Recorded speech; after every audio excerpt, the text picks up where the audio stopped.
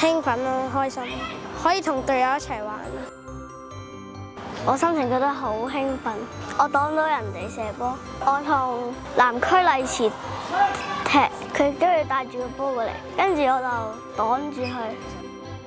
佢都好期待個聖誕杯，因為佢覺得自己係代表球會去參加比賽。小朋友當然都係想贏嘅，但係我都覺得輸贏唔係最重要，最緊要係個體育精神咯。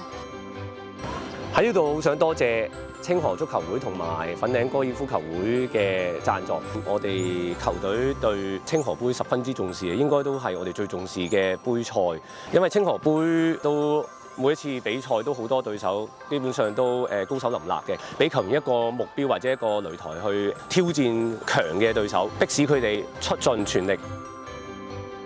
去到射點球真係好緊張，因為之前入過嘅決賽全部都輸晒。咁今次我哋球員表現得非常之好，亦都好開心，因為我哋從來未贏過冠軍嘅，今日贏咗冠軍，非常之激動，同埋都戥球員開心，都戥自己開心嘅。